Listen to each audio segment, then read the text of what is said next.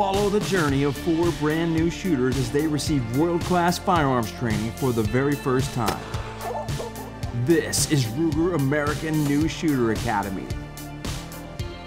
Brought to you by Ruger. Anything else is un-American.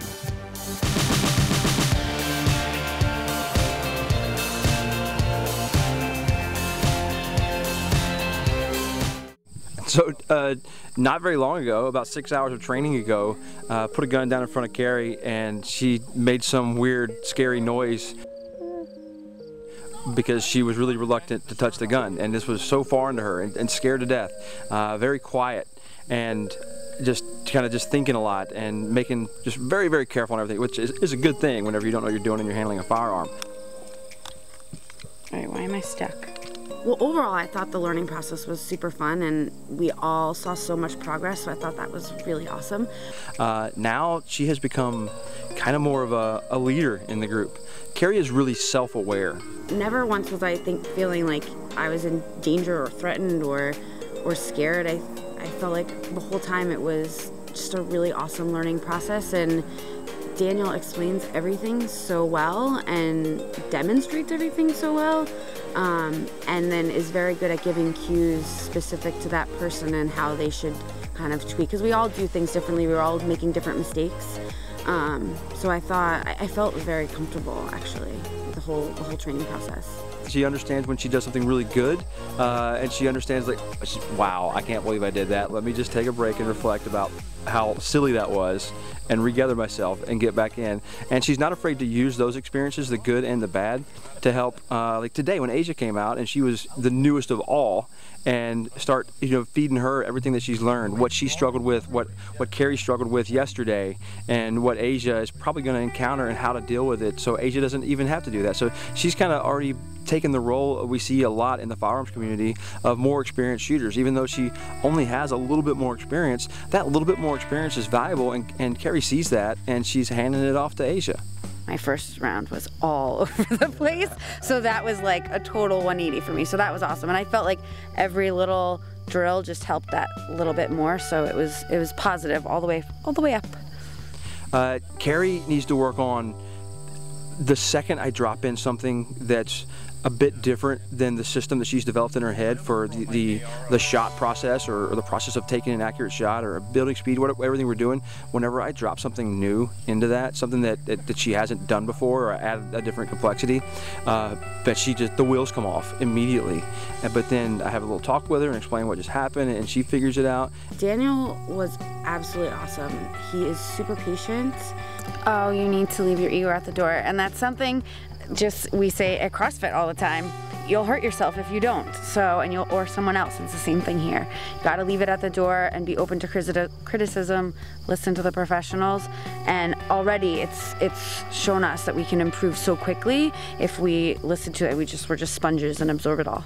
He was able to kind of speak to us all in a different way so that we understand what he's trying to get across. It's something like, as a coach, sometimes certain people understand certain cues. Sometimes you have to say something differently to someone for it to process. You're already loaded. You don't have to do any of that stuff. Oh. So you don't have to load them twice. It's like when you get in your car and you crank it and it's already cranked and you feel like a moron, right? And everybody looks at you. That's how I feel. That's what you just did. Okay. Yeah. Okay. And never pushed us past a point. It was really taking these steps slowly through everything, making sure we understand the why behind certain things. Just keep building pressure while the gun's pointed right. All right, good.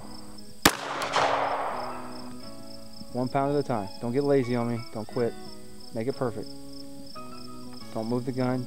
Just let it go straight to the rear without moving your body. Build pressure on the trigger.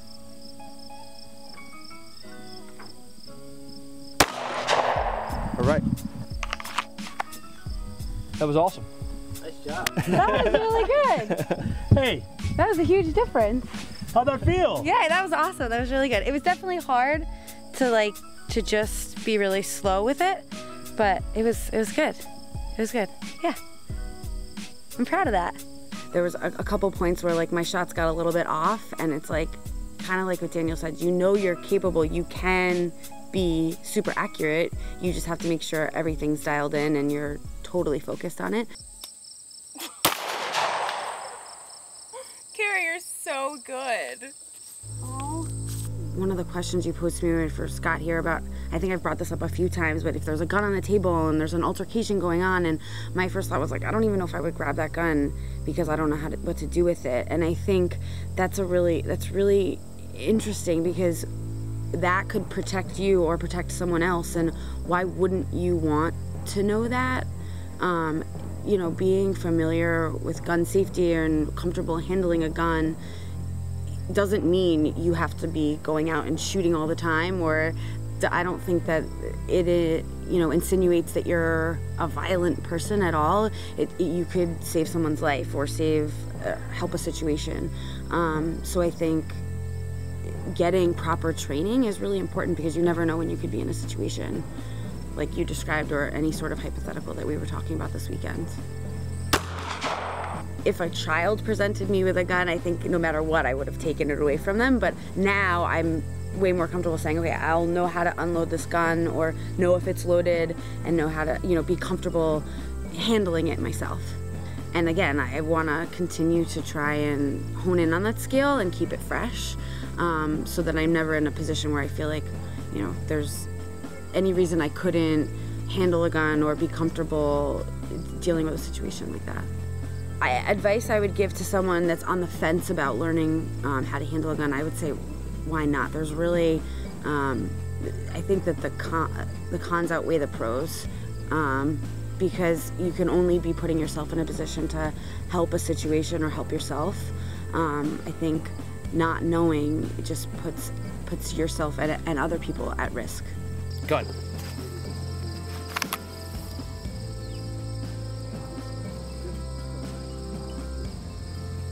Nice. Gun.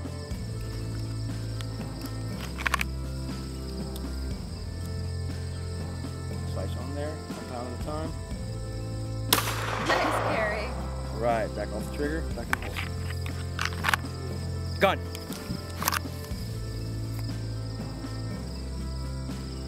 Nice, Cary. Right, back in holster.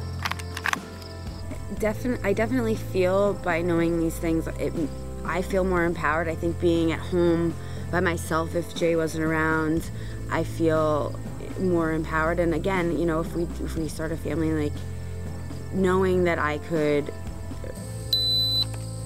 Good grip, perfect trigger press, got some sights there. That's it. I would be comfortable in that situation, and able to protect our home and our family, is really important, and I'm really proud of that now. Move back the other way. Move back the other way. 3. 8. Well, you don't have to move to it. Just turn where you're in the other direction. Yep. Reload it. Reload it. Reload it. You know how to reload? Yes. Drop that mag. Bring it up in that zone of dexterity. Head up. Gun up. Move back the other way. Go that way? Let's go this way. 7. 4. And enjoy yourself. But you earned this. Thank you. Thank you so much. I had so much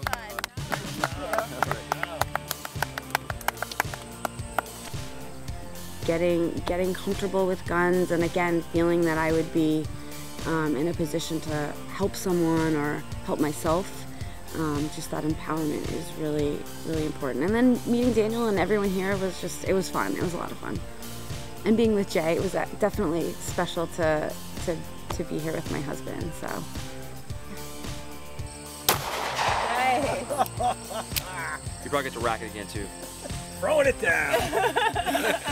It's really amazing. I'm so happy to see you.